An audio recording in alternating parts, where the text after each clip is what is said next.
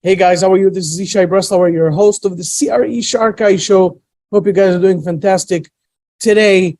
And today, next Monday, and the following Monday, we're going to have a very special show. I took basically a live that I've done a while ago, right when COVID started, and I spoke because it was like a thing to speak about. I spoke about the depression. Of course, we're talking about recession, not a depression. But it's a topic that starts, to bubble up. Everybody wants to understand what's going on. And I gave a historical overview of, at the time, the depression, how it unfolded basically in terms of the historical aspect of it. And I cut it, so you'll have only the historical story. It's going to be divided to 3 shows, so it will be well digested. Every show is going to be about 20 minutes. It's going to be the historical overview of the depression, part 1, coming up right now. And you're going to have it also again next Monday and the following Monday, 3 parts about the historical unfolding of the depression. How did it happen? What happened? You guys, I hope you guys enjoy it. Okay? So take care. There it is. Go. Let's get into it. Let's get into the historical aspect of this whole thing. It's really mind-boggling. In order to understand let's dive into it. By the way, this is, I think, most interesting. You will find it very, very interesting. That's what I believe. And in order to understand the 1929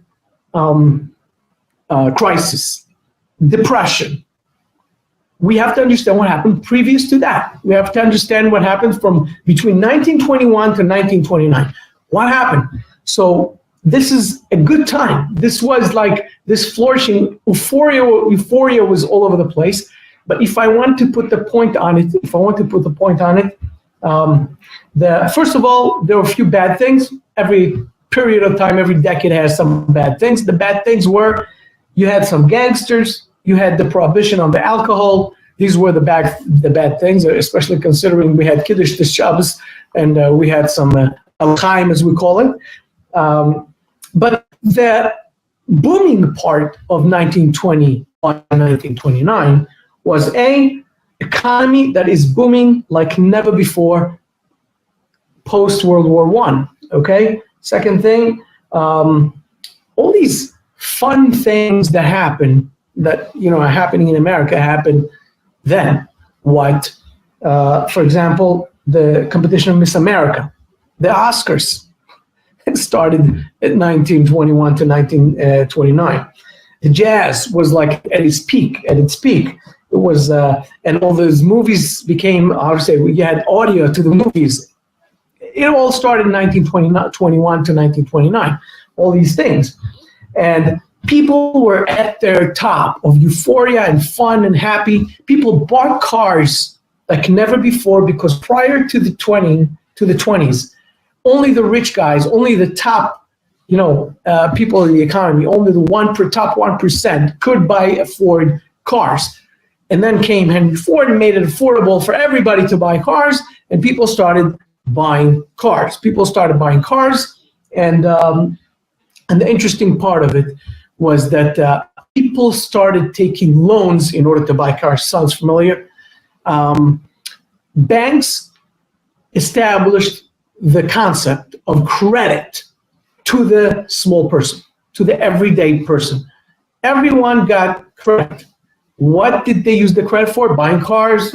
Use the credit for something that you would find surprised, but it happened in 1921 to 1929.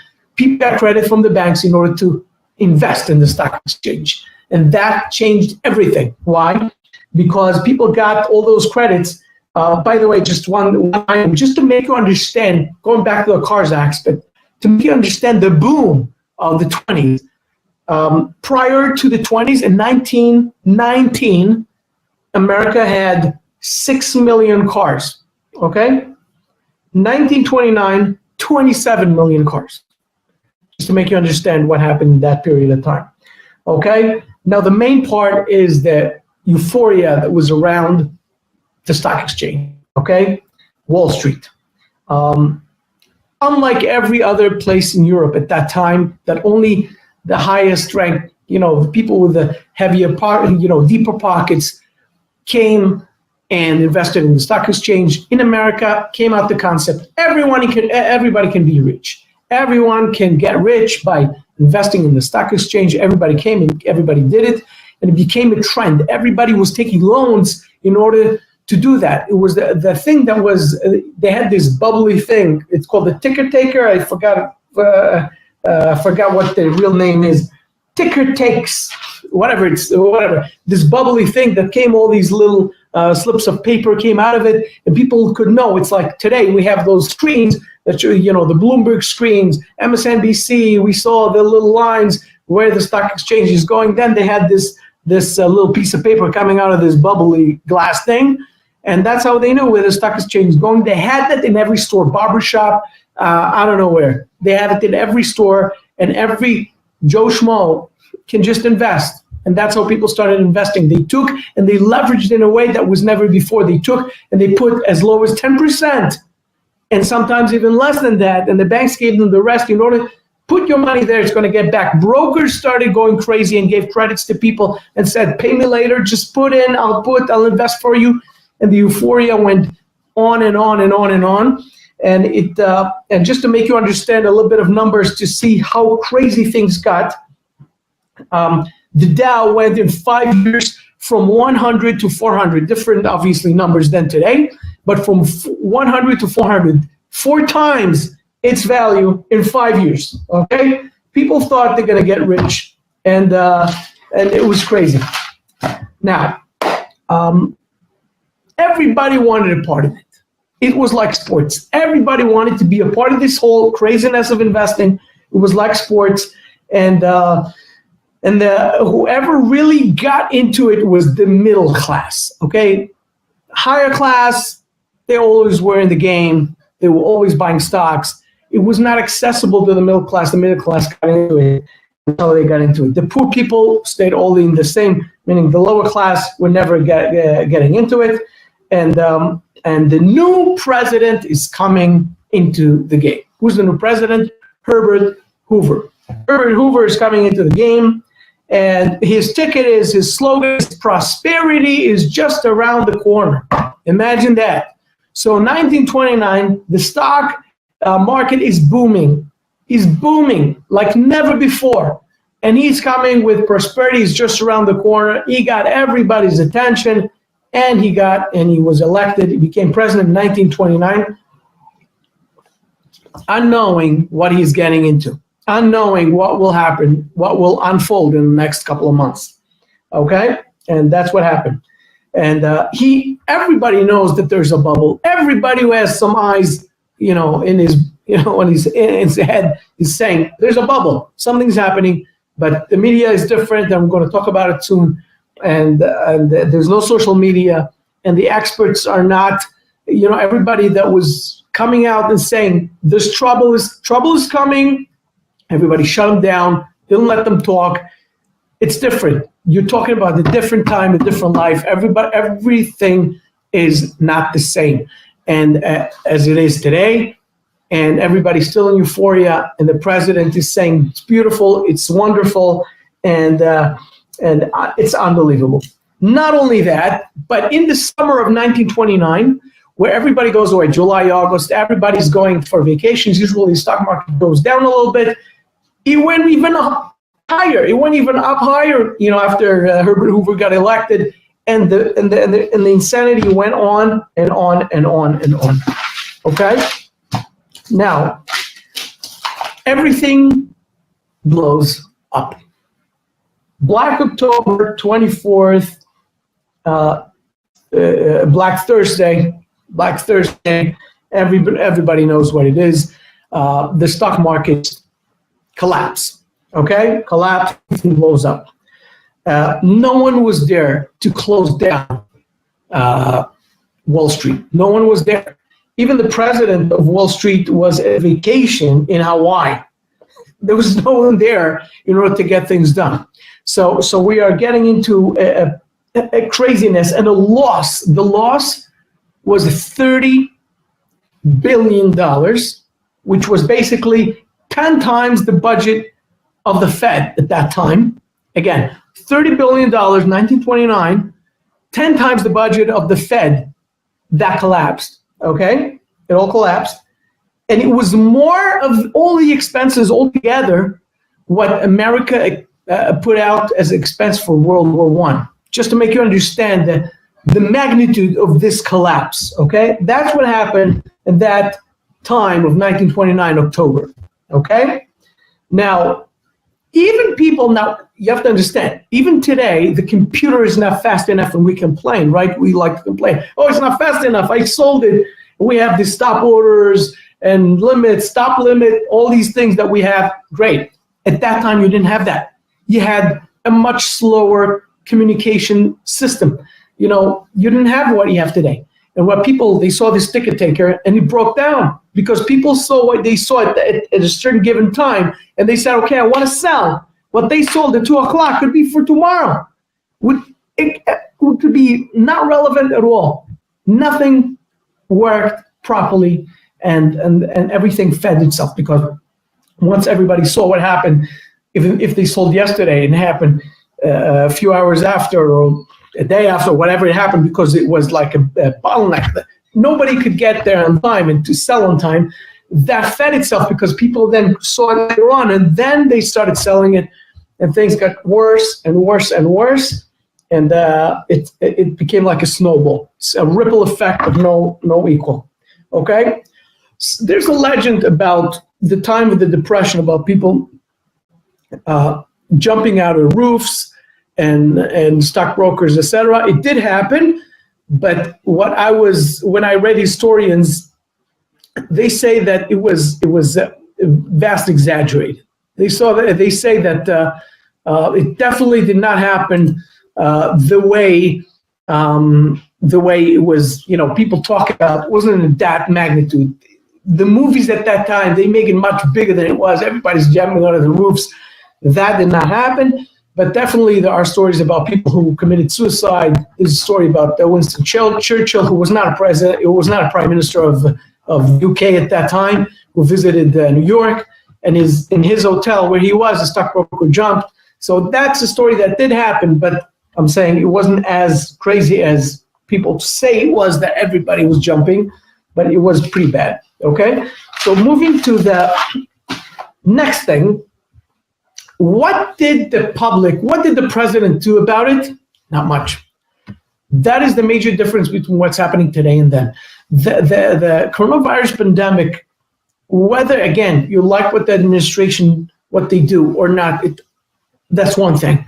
But things are being done. The president cannot not do anything. He goes out to the media and he acts, and they have these stimulus packages coming out, whether they're enough or not, but they're coming out in a major, major way early, and that is important.